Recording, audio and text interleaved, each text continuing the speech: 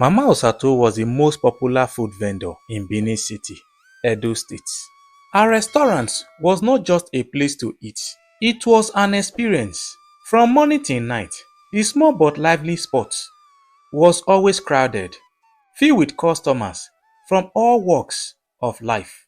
Drivers parked their cars carelessly by the roadside just to rush in for a plate of her steamy hot meals. Okada riders abandoned their motorcycles under the hot sun, standing in long queue with sweaty faces, waiting patiently for their turn. Businessmen in their expensive suits and even well-dressed office workers left their air-conditioned office to squeeze into the crowded restaurant, all for a taste of Mama Osato food. The place always so packed that sometimes customers had to wash plates in the kitchen before they could get a plate to eat. It was as if people were under a spell. They did not mind standing for hours just to be served. Some men even stopped eating their wife food at home, choosing instead to eat every single meal at Mama Osato restaurant. Some women, out of frustration, even accused her of using juju to control their husbands, but no one could prove anything. Her restaurant was not the biggest or the fanciest, but it was the busiest. The delicious aroma of her food spread far to the streets, drawing in customers like bees to honey. She had many salesgirls working for her, yet the crowd never reduced. No matter how early people came, they still had to wait, no matter how much food she cooked. Even when it rained heavily, customers still stood outside, waiting with umbrellas, refusing to leave until they had eaten. Despite the overwhelming success of her business, there was something unusual about Mama Osato. No man could explain why her restaurant was always full, even when other food vendors in the area struggled to get customers. Of course, her food was delicious, richly flavored, well spiced, and always hot. But was that the only reason people kept coming back? Or was there something else? Something hidden, something nobody could see. The most suspicious part was that Mama Osato never ate her own food. No matter how delicious her meals smell or how fresh they look, she never touched a single plate from her restaurant. Not once had anyone seen her take even a spoonful. At first, people thought maybe she was just too busy running the business. But over time, they realized it was more than that. It was as if she avoided the food like a curse. Even stranger, she never allowed her children to eat from the restaurant either. Her kids, like any other children, sometimes got hungry and begged for food, especially after playing outside all day. But instead of giving them a plate from her kitchen, she would rather hand them money and send them away to buy food from somewhere else. It did not matter, was filled with steaming boil of fresh soup, fried meat, or jollof rice. Her sales girls noticed these strange behaviors. They whispered among themselves, exchanging nervous glances whenever they saw her turn her face away from the food. Some of them had worked in other restaurants before, and they had never seen an owner who refused to eat her own meals. But none of them had the courage to ask questions. Mama Osato was strict, and anyone who asked too many questions never lasted long in the job.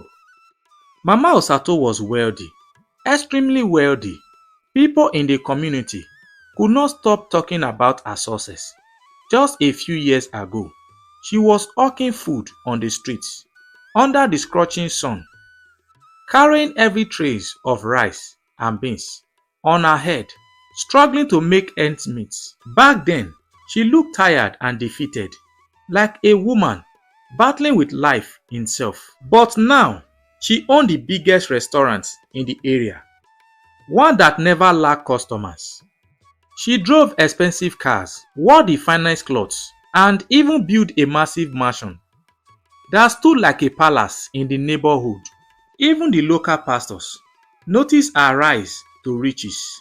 In churches, they use her as an example of hard work and determinations, telling their members that if they were serious about business, they too could succeed like Mama Osato. Some women even came to her for advice, hoping she would share the secret of her success. And she always told them the same thing: just work hard, cook good food, and trust God. But deep inside, no one knew the truth. No one knew the dark hiding secret behind Mama Osato's success. One day, a young lady named Tina came looking for a job at Mama Osato restaurant. She had been searching for work for weeks. Without success, and hunger was already weighing her down. Her family depended on her, and she was desperate to earn money when she heard that Mama Osato was always hiring new sales girls. Because of the overwhelming number of customers, she wasted no time in applying. Mama Osato did not ask too many questions before giving her the job. She just looked at Tina for a few seconds, nodded, and told her to start the next day. Tina was overjoyed. She had heard stories about how much Mama Osato paid her workers, and she felt lucky to be chosen. But her excitement did not last long. From the very first day, Tina began to notice strange things happening in the restaurant. At first, she tried to ignore them, thinking maybe she was just imagining things. But as days passed, she realized something was not right. Every morning, before they start selling food to customers, Mama Osato will enter a small room at the back of the restaurant where all the cooked food was kept. It was a tiny dark storage room with just one small window. She would tell all the workers to leave, making sure no one stayed behind. Then she would lock the door behind her and stay inside for a few minutes. No one knew what she did inside that room. The workers were not allowed to enter until she came out. Whenever she finally opened the door, her face would be calm, as if nothing usually had happened. She would then clap her hands and give the same command every single morning: start selling the food.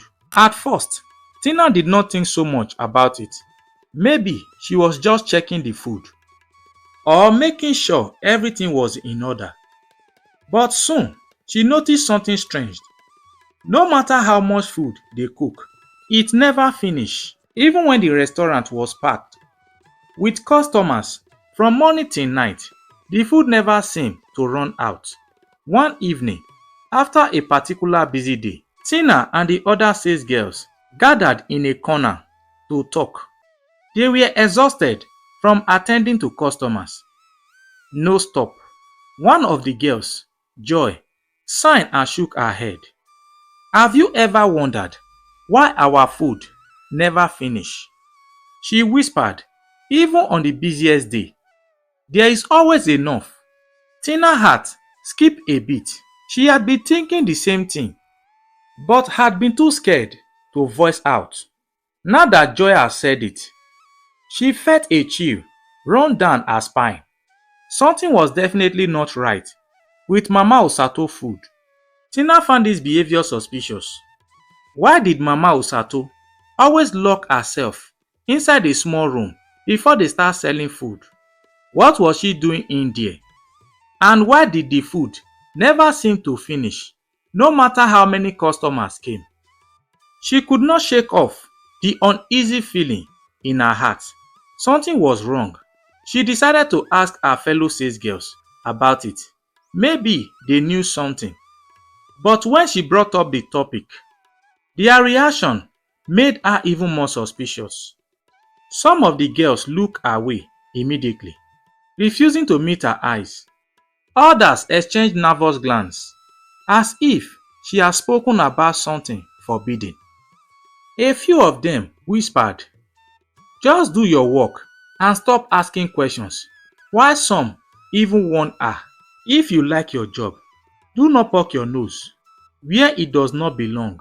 One of the older girls, Blessing, muttered under her breath. Tina noticed that a few of them looked genuinely scared. But why? It was just food, just a restaurant. What was there to fear? Days passed, and Tina's curiosity grew stronger. Every day, more and more customers flooded into the restaurant. Some of them acted strangely after eating, almost like they were in a trance. They ate with so much excitement, licking their plates clean, and sometimes even asking for more, even when it was clear they had eaten enough. Tina had worked in other food places before, but she had never seen anything like this. It was as if Mama Osato food had a strange hold on people. One evening, after they had closed for the day and all the customers had left, Tina was about to step into the kitchen to wash up when she heard whispers coming from the back of the restaurant. She stopped in her tracks and listened. Two of her colleagues were talking in hushed voice. Their voices shook with fear. "I just wish I never started working here," one of them said, her voice barely above a whisper. "But what can we do?" The other girl replied, "If we say anything, we might disappear like the others." Tina's voice caught in her throat. Disappear? She pressed her back against the wall, her heart pounding. What did they mean by that? Who had disappeared? Her hand felt cold suddenly. All the warnings from the other salesgirls made sense. The fear in their eyes, their refusal to talk, everything was connected. Tina knew she had to find out the truth. But something deep inside her, that whatever she was about to discover might change her life forever. Thanks guys for watching this video. If you want us to continue this story, kindly tell us on the comment section. Do not forget to subscribe to this channel to support us, like, share, and do not forget to tell us